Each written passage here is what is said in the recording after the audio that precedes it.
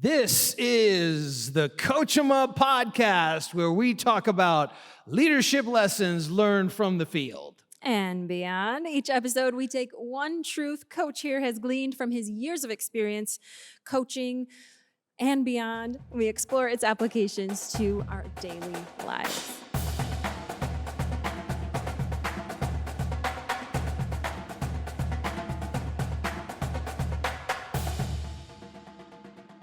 Today, one of the best, this is just a nugget of advice that I experienced firsthand from a head coach when I was coaching.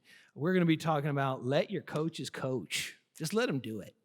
All right. Why is that so important? And we'll talk about why it's so important. Sounds like a good one. A lot of wisdom in there. I am sure of it. Hopefully. No, well, you'll tell us how you used it on the field, talk about some applications for our daily life. Yeah. Excellent. Well, we can't wait to hear it. It's a big one for our daily life. Yep, for sure. Well, if you like what we are doing here at Coach 'em Up Podcast, we hope that you will follow the podcast, share the podcast with a friend, and if you want to send us a comment, you can email us, coachamupny@gmail.com. And I want to coach you up on the comments. Drop us a good one. If it's not, forget about it. Perfect. All right, Coach. What do you mean when you say, let your coaches coach? Okay, so here it is. Let me paint the picture for you. It was actually, I had coached for 9 years. It was our first year at Lourdes High School, Lourdes Catholic High School. My daughters were attending there at the time. And I was working with the defensive backs, outside linebackers on some coverage and some drill things. And the head coach came over. And I'm in the middle of these drills, giving an explanation. And I stopped. And I just said, he's the head coach, Yeah. So like, Coach, is there something you'd like to add? And he's like, no, that's what you're here for. Hey. You're here to coach. I'm here to let my coaches coach. And he just stood there and watched while I continued. And when I was done, I was like, Coach, you have anything? He's like, nope. And he just turned and walked away. Huh. And it was like the most empowering moment because the head coach that I was really, I don't say this, lightly, that I was honored to coach with for 8 years is the number 2 winningest coach in the history of New York State. Wow. And has like 240 wins. I mean, it's just crazy. So he's forgotten more about football than I have ever known, that I will ever know. And yet he was like, that's what you're here for. You're a coach. I'm letting my coaches coach. There is a lot of wisdom in that. And it's funny, when you were telling the story just now, I thought the word that popped in my head was, wow, that must have made you feel empowered. Absolutely. And how, if you're a leader, how else, what better way for your staff or the people that you're leading, how better to make them feel than empowered, right? Right. That's what it's all about, really. Yeah. And I mean, so much so he never said it again, but it has stayed with me. And that's probably, going back 13 years now from that literal day. And I tried to employ that with my team, with my staff, with people that I work with, is letting them coach. Don't get in their business. I mean, believe it or not, Kelly, I'm just gonna be honest here. When I was younger, I was a control freak. I mean, an absolute, it was bad. It was really, really bad. As a pastor. So this is a new focus for you. No. Yeah, I mean, I'd gotten better at it, but it was when I was in my 20s. I mean, I picked the curriculum for the children's ministry. Oh. What scent was in the ladies' bathroom for the spray. I mean, it was, And some of that also is because nobody else wanted to, nobody else would. But I found that I was kind of the cork in the bottle for the church, for the organization I was leading, because I was making all those decisions, and what I had to learn was how to empower people. So what does that look like? If you're a leader or a coach, what does that look like? How do you build up people around you that you can let them coach? Let me explain it like in football sense, and Yeah. then how it works for me in terms of just developing other leaders on a daily basis. We would have a coaches meeting on Sundays where we'd go through game film, all that. We'd go through what the coaching points are and all that. And then it was our responsibility as the assistant coaches to then go and implement the game plan with our particular positions that we were responsible for. And that's what that head coach, his name's Brian Walsh, he's still coaching today, which is just amazing. Wow. At the school I played at. He's back at John Jay right now, here in East Fishkill. And he just empowered us and gave us confidence so we comprehensively knew the big picture, and then we knew our piece, and then he was like, go to it. And that style of leadership, that empowering leadership, made a big impact on me. Again, I always say I learned my leadership coaching, and I learned a lot watching him. And, John Maxwell's put it this way, and this is what I try to do in terms of our team here and even volunteers. He said, first I do it, then I do it and you watch, then you do it and I watch, and then you do it. Yeah. And I think that's a great kind of example of how to just empower other people. So, a lot of times, maybe when I'm asked to speak at something locally or something, I bring somebody with me, and we'll just, it's the car ride there, car ride back. We're talking about the mechanics of how we did that, how I presented that, what my thoughts were, just to kind of help people along the way there. Wow. That makes a lot of sense. And I mean, what's the alternative? The alternative is you're micromanaging. Right. It's all on your shoulders. Yeah. You're burning out, and you talk a lot about the statistics of Right. burnout when it comes to pastors. And I was burning out Yep. myself. Yeah. And that's an ugly alternative, Yeah. to say the least. I mean, when you think about it, even Jesus empowered his disciples. Yeah. In Mark chapter 6, verse 7, it says, Jesus called the 12 to him and sent them out in pairs, and he gave them authority and power to deal with the evil opposition. Yeah.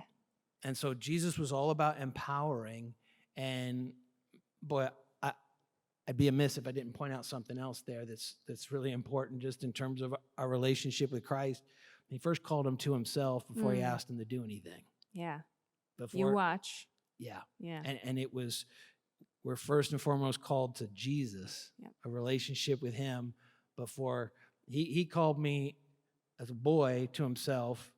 And it wasn't until I was in high school that I felt called to preach, to do something like that for him. And so that's just a sidebar. That's always a big key there. Yeah. Awesome.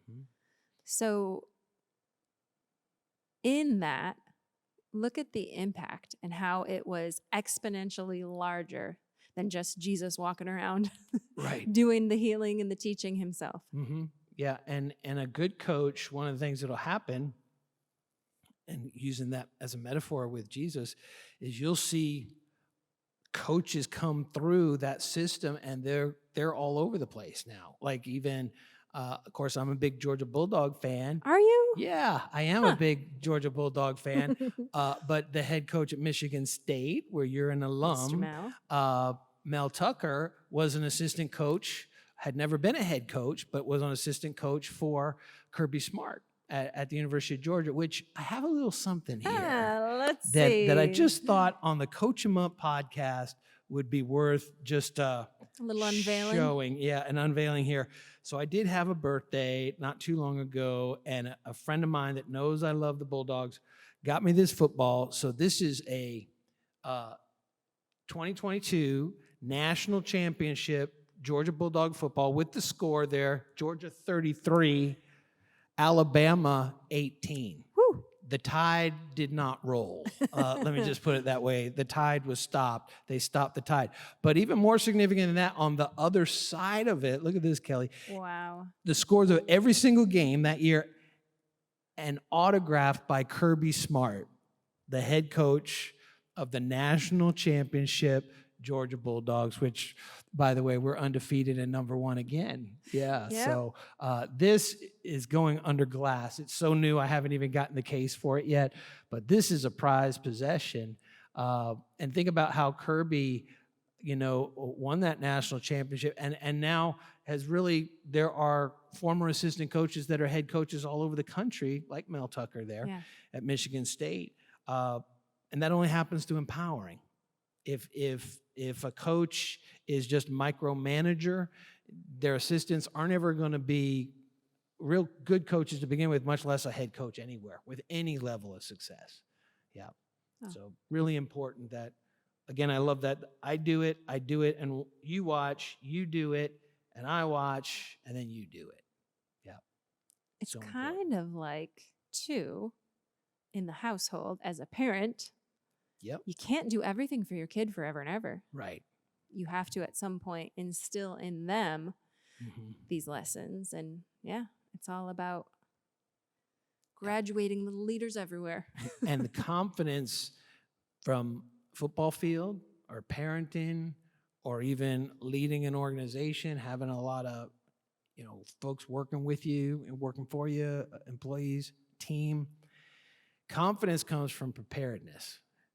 And so that's why taking the time, and it takes a little bit more time than just doing it yourself all the time. But if you'll take that time, the dividends are so much greater. The benefit, the impact, so much greater than just, well, I'm going to do it myself. Another thing just comes to mind, not in my notes, but John Maxwell talks about if you can find someone who can do that task 80% as well as you did, give it to them. Yeah. Not 100%. It doesn't have to be 100%. But just 80%, then that's time to delegate. And, I did learn that after being a control freak, and it's worked out pretty good over the last few, couple decades since the reform control freak. I would say so. Days. Absolutely. Yeah. Awesome. I love it. Let your coaches coach. Yeah. On the that's field what they're there. And in life. Yeah, exactly. So be an empowering kind of a leader, not a micromanager. That's exhausting. And you'll never, let me put it this way, you'll never make a real deep impact. By being a micromanager.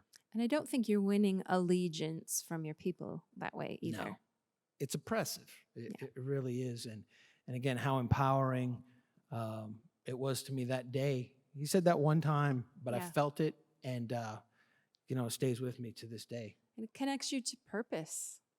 Absolutely. Yeah. Yep. A coach sees potential and speaks that or trains that into being, and he was doing that for me as a coach, and then I could pass it on to players. Oh, well, I hope he listens to this and hears that head. That would be awesome. Shout out to Coach Brian Walsh, man.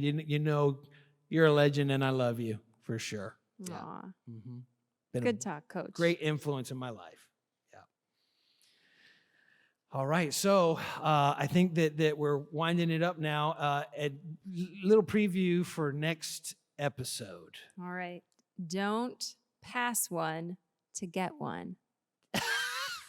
Okay. I really get you stumped on these, right? Yeah. Maybe the coaching one, let your coaches coach, but don't pass one to get one. Man, that is so important in football. Don't pass one to get one. Yeah, so that'll be next episode. I'm looking forward to digging in. Yeah, so we want to just close the way, kind of like I'm calling it in the huddle, the old quarterback days. So I'll just give that coaching point, and then we'll break with the clap. So I'm ready. Let your coaches coach. Let your coaches coach. Ready, break.